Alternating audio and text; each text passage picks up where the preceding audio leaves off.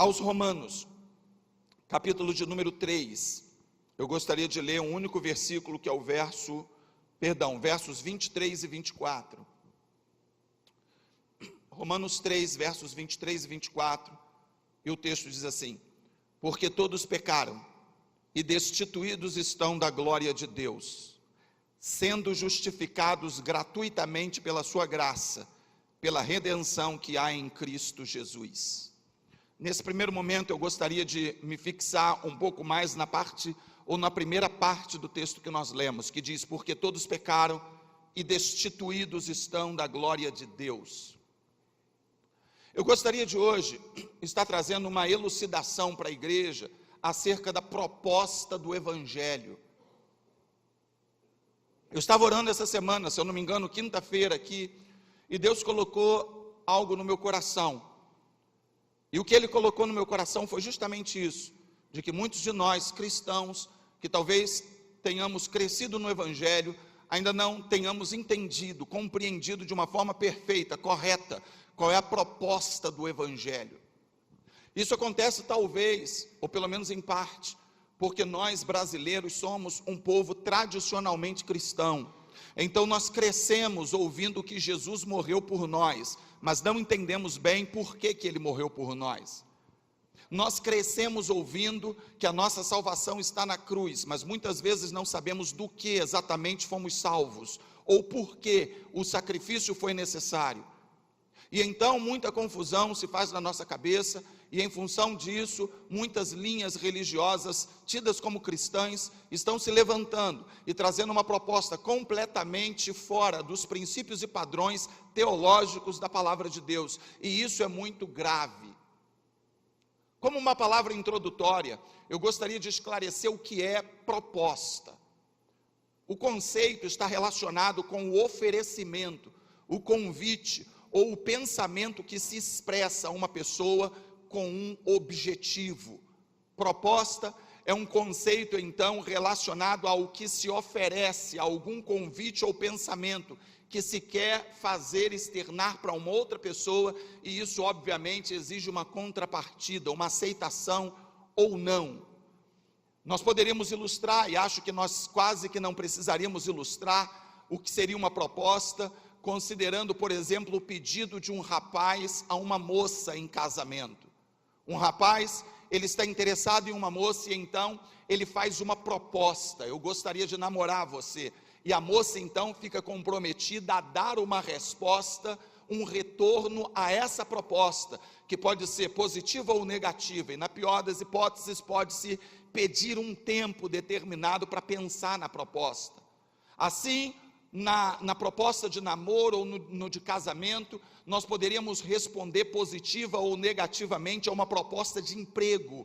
Alguém nos faz uma proposta, e então nós recebemos aquela proposta, e nós vamos pensar, vamos avaliar a nossa atual condição, a nossa atual situação em relação àquela proposta, e vamos ver então, avaliar se essa proposta atende à nossa demanda, se essa proposta está de acordo com o nosso nível, nosso padrão, e ela pode ser boa demais, ou ela pode não alcançar as nossas expectativas. Então, isso é proposta, um oferecimento, algo que se oferece, se propõe a outra parte, na expectativa de uma contrapartida. A pessoa então que faz uma proposta, procura uma resposta uma resposta do seu interlocutor. Ao propor algo, o sujeito espera uma reação que esteja vinculada àquilo que se propõe. Ninguém pode desviar o assunto dentro de uma proposta. Quando se faz uma proposta e se desvia do assunto, nós estamos fugindo do foco, e infelizmente é basicamente isso que tem, em parte, acontecido com o Evangelho, ou no meio evangélico em nossos dias. Temos fugido do cerne da questão.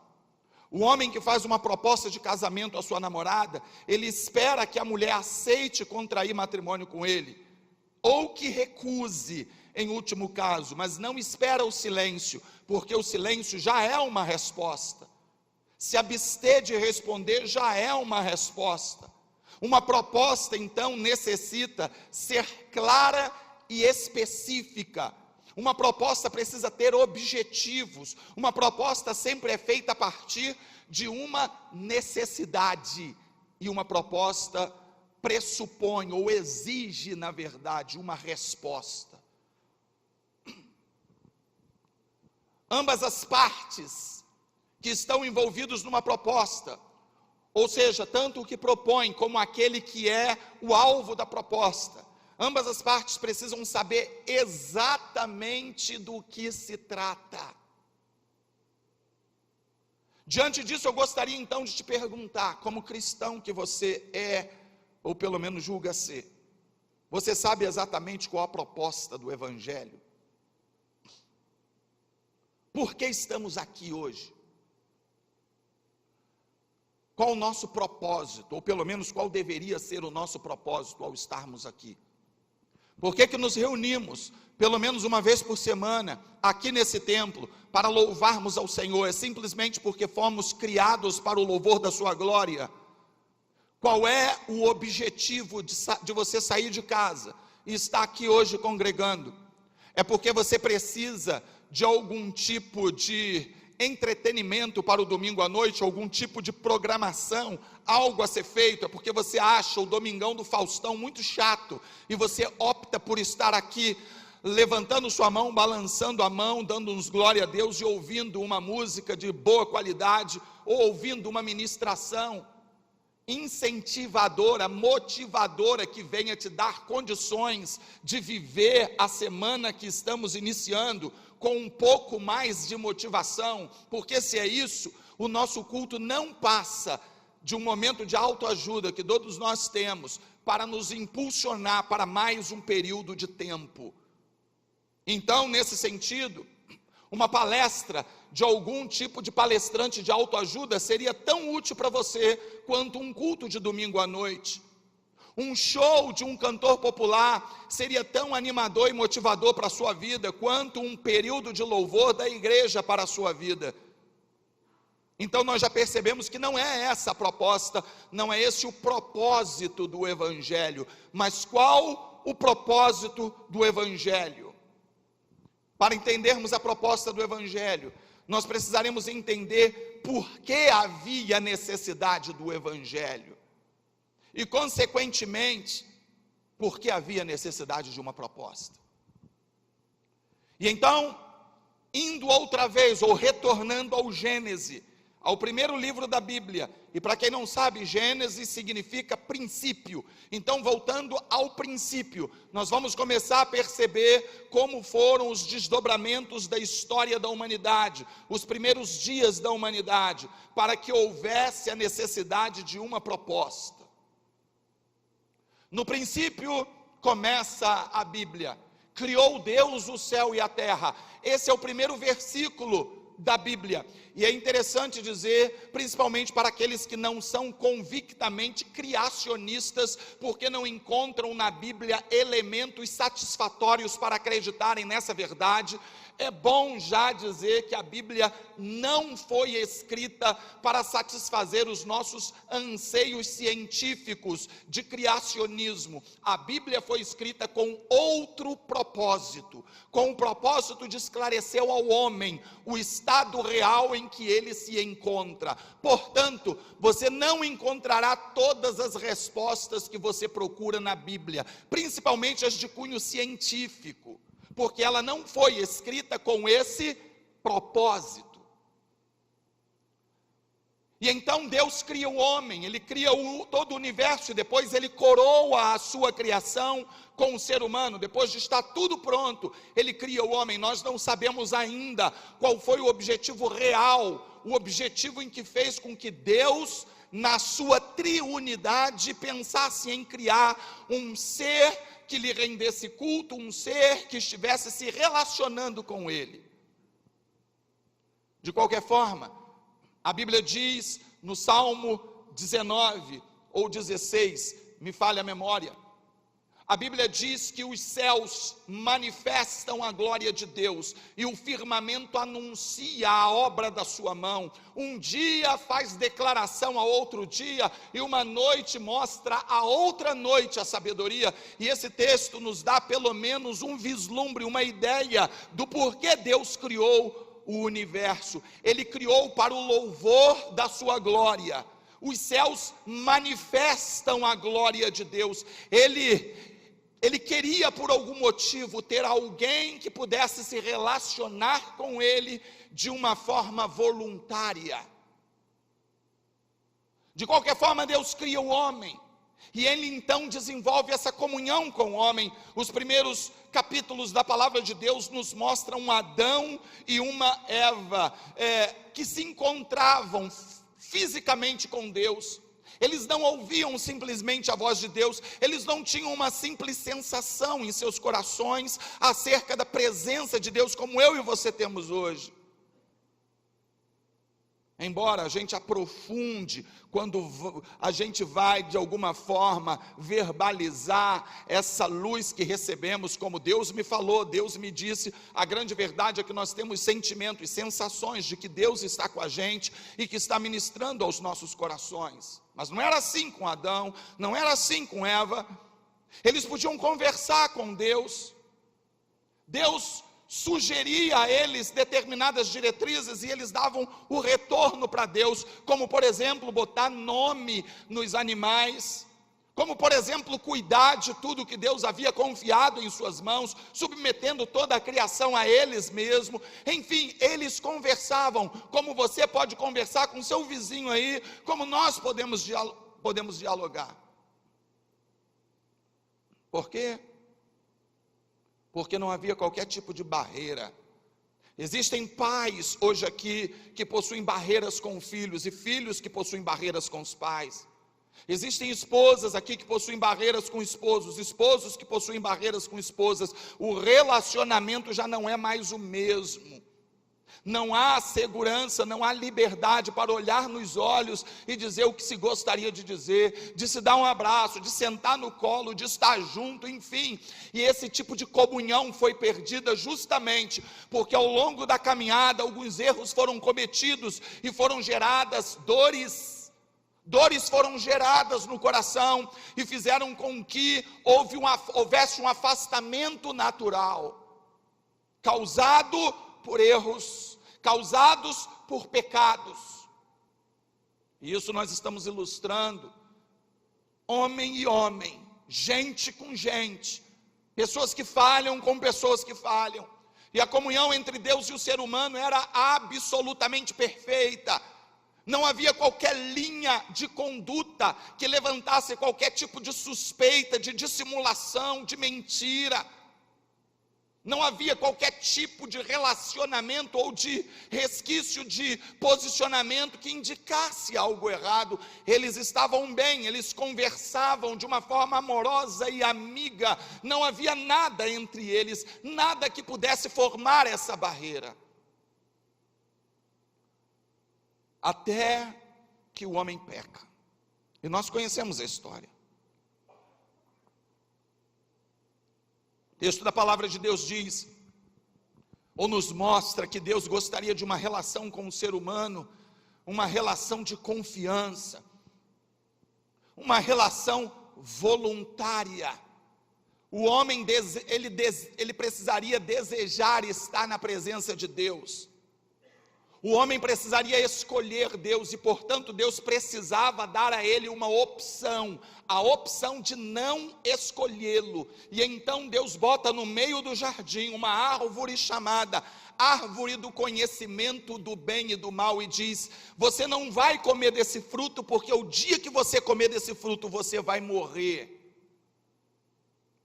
No livro Entre as Árvores do Jardim, eu tento esmiuçar mais essas questões relacionadas à queda, não é o nosso objetivo hoje. De qualquer forma, o homem então agora tem a opção de obedecer a Deus ou de desobedecer, de estar voluntariamente diante de Deus e na presença dele ou não. Ele tem agora uma opção, porque Deus queria que o homem o seguisse por opção, por uma decisão própria e não por imposição. E até hoje as coisas acontecem assim. Nós não podemos nos levantar, às vezes até com xingamentos contra pessoas que estão sabidamente fora dos princípios de Deus. Há na internet alguns vídeos rolando de atrizes, de atores, fazendo chacota com o nome do Senhor, xingando Jesus, e eu vejo alguns cristãos se manifestando contra isso na internet. Amado, ouça o que eu vou dizer em nome de Jesus. Deus não precisa que nós estejamos entrando na rede para defendê-lo. Deus sabe se defender. Nós precisamos apenas viver o Evangelho, não precisamos ir para a internet discutir com quem quer que seja. Deus deu ao ser humano o direito de negá-lo, e eu e você não podemos tirar esse direito do ser humano. Nós podemos ser contra o homicida, nós podemos ser contra qualquer situação de pecado, nós podemos ser contra qualquer tipo de atitude de ateísmo, mas nós podemos ser contra em termos de posicionamento, mas o julgamento dessas questões, o bater do martelo não cabe a mim e nem a você, porque isso é algo voluntário. E se Deus deu ao ser humano a opção de ser ateu, quem sou eu para dizer que ele não pode ser? De qualquer forma, o homem peca, ele voluntariamente pega do fruto proibido e come. E então, Deus diz que a partir daquele momento ele vai morrer, e ele morre, não de forma literal. Adão e Eva continuaram vivendo, mas eles morreram espiritualmente.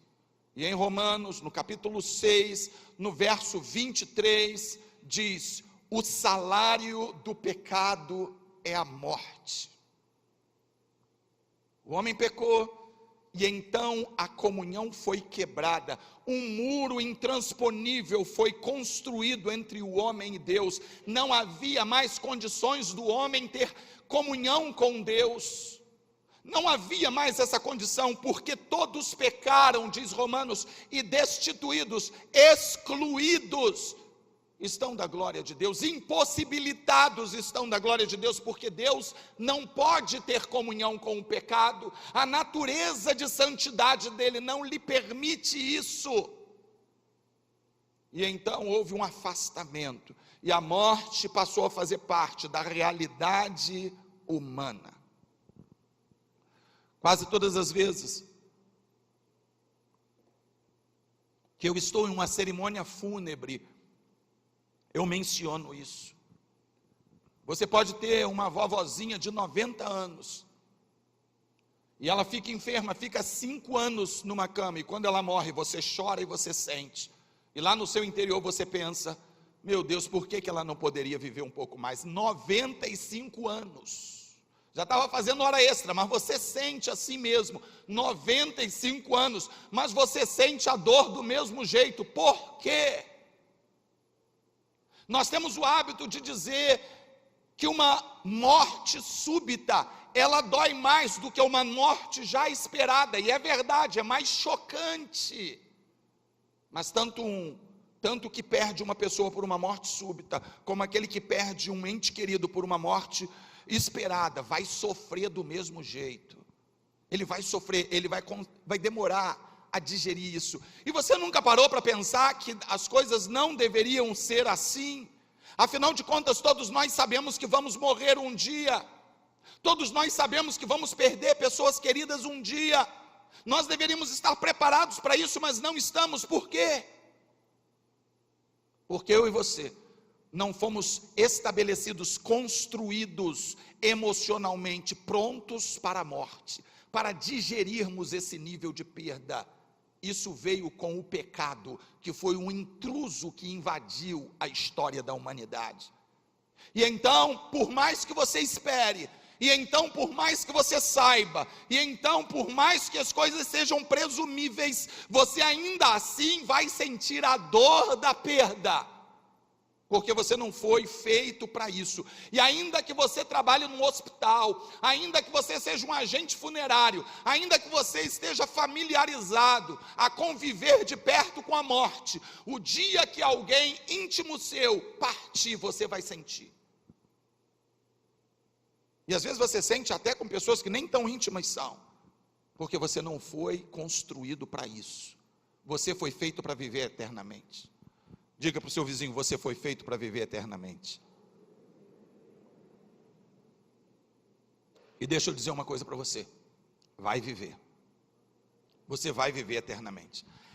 Onde é outra conversa, mas que vai. Então o estado do homem agora se tornou um estado de afastamento.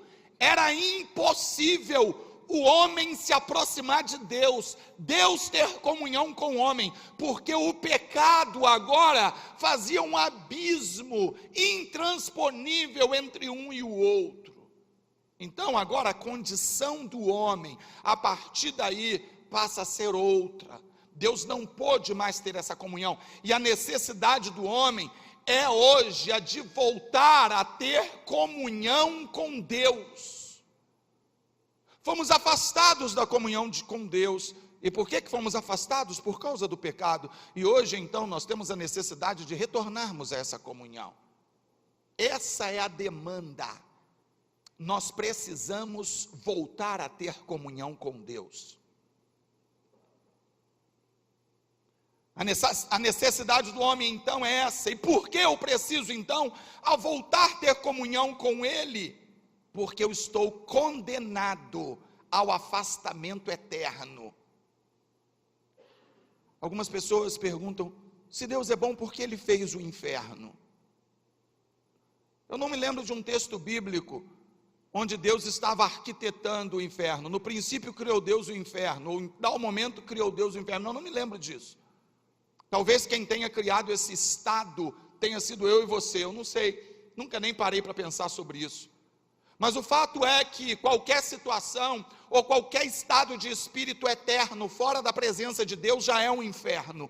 O céu só é céu porque lá há a plenitude de Deus, e o inferno só é o inferno porque lá há a ausência absoluta de Deus, e todo lugar onde há uma ausência absoluta de Deus se torna um inferno. Até a sua casa pode se tornar um inferno, se Deus não estiver lá absoluto, soberano, reinando lá. E você de vez em quando vai ter essa sensação, está entrando em casa e diz: começou o inferno. Não sou eu que digo isso, mas muitos de nós dizemos. Por que eu estou condenado ao inferno? Por que eu estou condenado ao afastamento eterno de Deus? Porque nós pecamos. E como diz Romanos 3:23, todos pecaram e destituídos estão da glória de Deus. Todos pecaram, excluídos, banidos, impossibilitados estão de terem comunhão com Deus. Isso te explica por que Jesus na cruz disse: Deus meu, por que me desamparastes? Até aquele momento, Jesus estava chamando Deus de Pai, e a única vez que ele não se referiu a Deus como Pai, foi nessa fala: Deus meu, por que me desamparastes? Porque naquele momento não estava o seu Pai ali, mas o seu Deus, que precisava imputar a justiça. Ele voluntariamente se entregou, porque se o salário do pecado é a morte, ele morreu como homem no nosso lugar e pagou o preço exigido de Deus. Porque, amados, mesmo que eu morresse, mesmo que você morresse, não seria suficiente para pagar o preço, porque o pecado foi contra Deus. Então só Deus poderia morrer. Mas o pecado tinha sido cometido por homem, então só um homem poderia morrer. Eu creio que em um dado momento o diabo pensou ter sido vitorioso, porque ele pensou que havia colocado Deus em uma sinuca de bico. Eu não acredito que ele esperasse que Deus fosse descer e se submeter à condição humana, para que através da pessoa de Jesus, sendo ele 100% Deus, e portanto confiável e digno para pagar o preço, e 100% homem, portanto digno de cumprir o propósito, ele pudesse fazer o que ele fez. Isso certamente foi uma surpresa inesperada para o inferno. Deus veio na figura humana, e sendo 100% Deus, ele pôde pagar o preço devido, e sendo 100% homem, ele pôde cumprir nele a pena de ser então condenado pelo pecado da humanidade, e sendo ele santo, ele pôde trazer para si o pecado da humanidade, e nesse momento em que o pecado de toda a humanidade, o meu e o seu, por exemplo, estavam diante de Jesus, sobre ele Deus precisou se ausentar de Jesus, assim como precisou se ausentar de Adão no Éden, e da humanidade no dia a dia sem Cristo. Deus se afastou porque o meu pecado estava sobre ele, e naquele momento, ele precisou se ausentar de Cristo, e ele esteve só ali. Então, o nosso destino sem Cristo é o inferno, porque não tem nada em mim que possa pagar o preço pela minha culpa.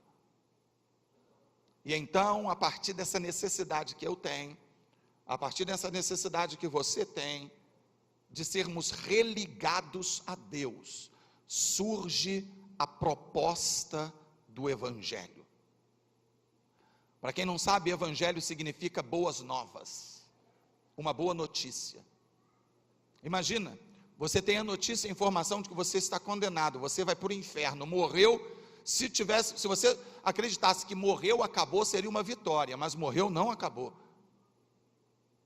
O apóstolo, escritor dos Hebreus, diz que depois da morte, segue-se o juízo, e nós um dia estaremos diante de Deus prestando contas, e não há nada em nós que poderá nos justificar diante dele. Você pode ser muito bom, você pode nunca ter matado, nunca ter roubado, nunca ter feito nada a ninguém, você pode dizer assim, eu não tenho coragem de matar uma barata, até deveria, mas você não tem coragem, tem problema nenhum, você vai para o inferno do mesmo jeito.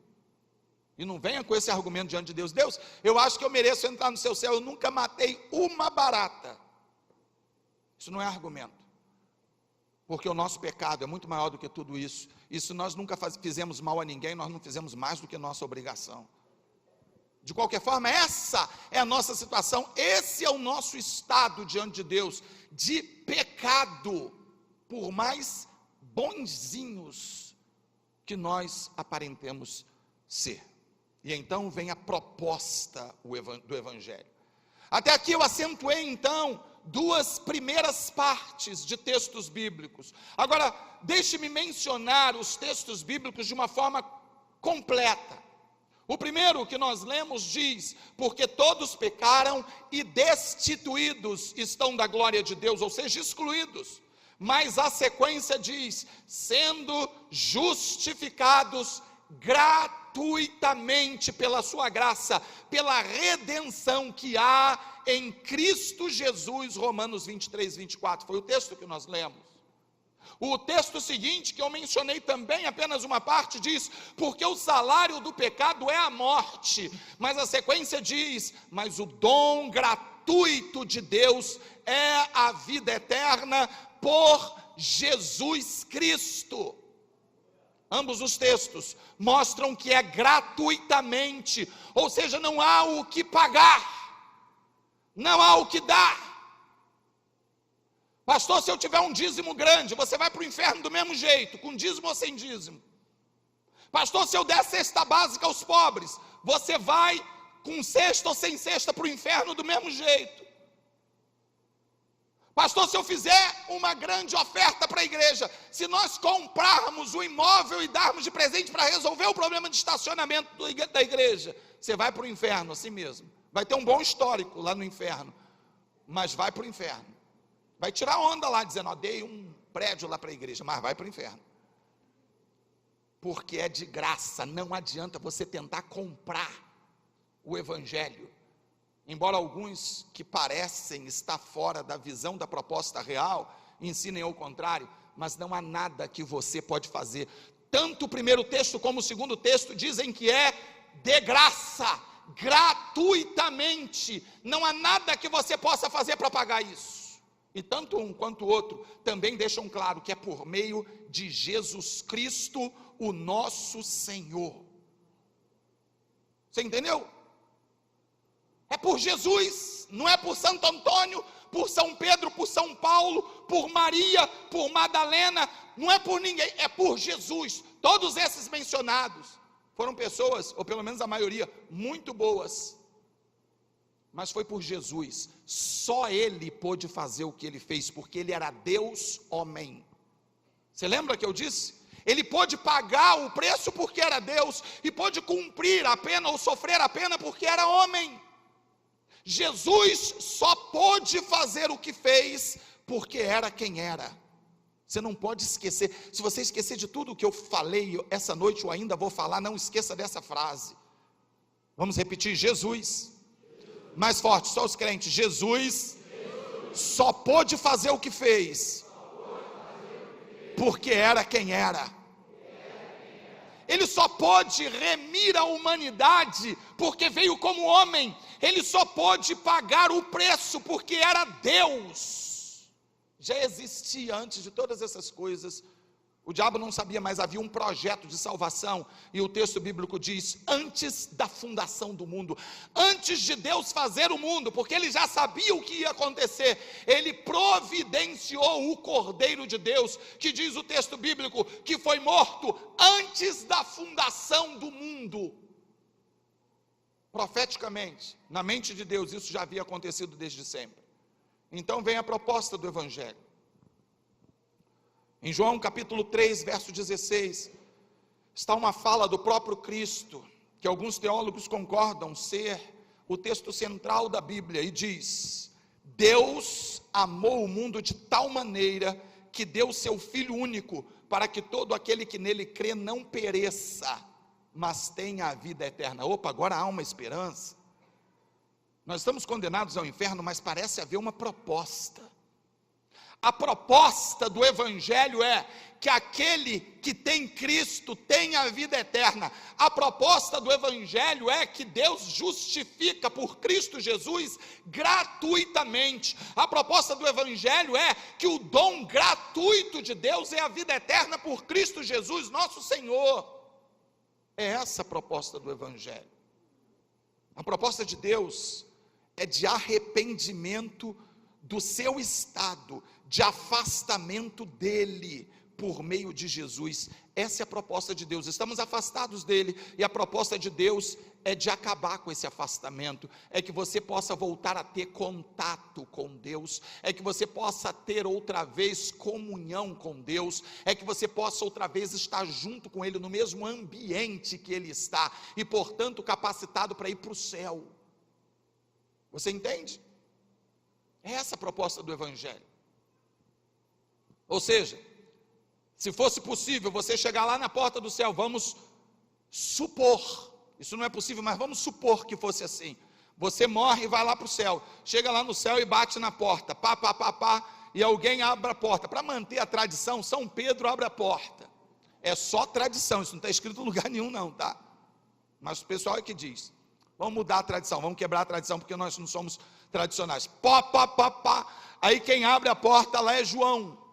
São João abre a porta e diz: sim, meu filho, não é que eu cheguei, não, estou vendo que você chegou, não sou cego, é que eu quero entrar no céu. Tudo bem, eu vou falar com Jesus, porque eu dei uma olhada, teu nome não está aqui não. E fala com Jesus, e vem Jesus e aparece diante de você, e pergunta assim: sim, é que eu quero entrar no céu. E se ele te perguntasse assim: me dê um motivo para que eu possa deixar você entrar no céu, o que você responderia? Pensa. Se você chega no céu, bate na porta, Jesus abre a porta e diz assim: me dê uma boa razão para eu permitir você entrar no meu céu, o que você diria?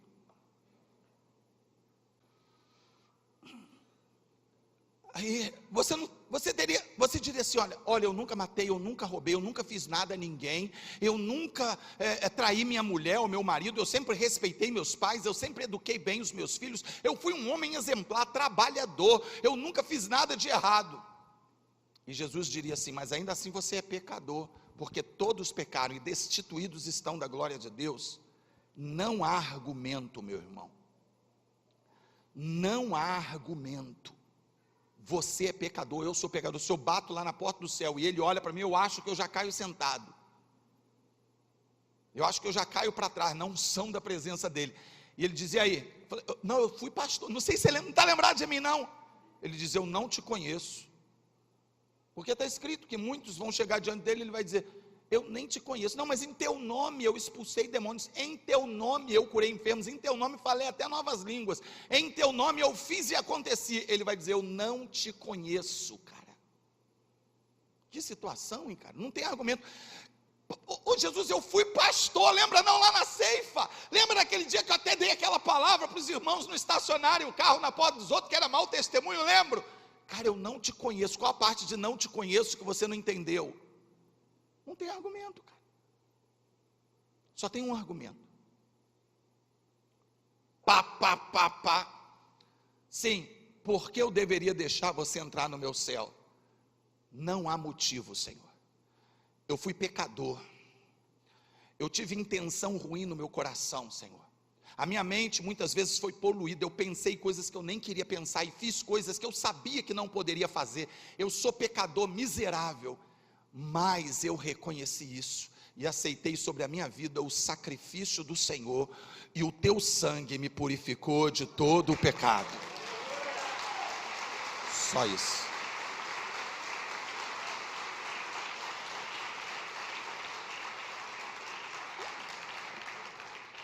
Não há mais nada que você possa argumentar. Nenhum argumento cabe. Então a proposta de Jesus é essa, é uma proposta de arrependimento de seu estado de afastamento dele por meio de Jesus. Deus deseja nos salvar dos nossos pecados. Deus quer nos salvar dos nossos pecados. Ele quer que vivamos para sempre ao seu lado. Ouça, a proposta do Evangelho de Deus não é de restauração do seu casamento. Seu casamento poderá ser restaurado ou não, dependendo das suas atitudes, dependendo dos princípios vividos por você. Tem muita gente que bate na igreja querendo única e exclusivamente a restauração do casamento. Isso pode acontecer, como pode não acontecer. Essa não é a proposta. A proposta é de perdão pelos pecados e reconciliação com Deus. A proposta de Deus não é de cura física. Eu já orei por enfermos que ficaram curados, e eu já orei por enfermos que morreram. Você poderá ser curado ou não, porque a sua vida física é de 70 a 80 anos, e o que passar disso é enfado e canseira. Há um limite da habitação do ser humano na terra, e você poderá ser curado ou não, porque essa não é a proposta do Evangelho. A proposta do Evangelho é de perdão pelos pecados e reconciliação com Deus. A proposta de Deus não é de prosperidade financeira. Eu sei que teve um pastor que disse para você, venha para cá, sacrifica isso ou aquilo, que Deus vai te prosperar. Venha para cá que você vai ser um empresário de sucesso. Faça isso porque você vai enriquecer. Faça aquilo que a sua empresa vai fluir. Faça aquilo outro que você vai prosperar. E eu quero te dizer que se você fizer as coisas certas, agir de forma correta, fizer de forma bem feita a sua parte, você poderá prosperar ou não. Porque essa não é a proposta do Evangelho. A proposta do Evangelho é de perdão pelos nossos pecados e de reconciliação com Deus. A proposta de Deus não é felicidade.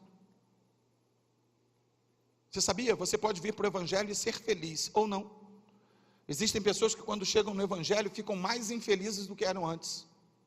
Começam a ter mais lutas do que tinham antes.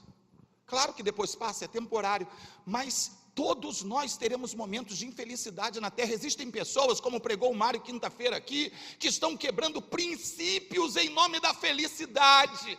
Eu vou largar a minha família porque eu mereço ser feliz. Você merece é o inferno, é o que a Bíblia me ensina.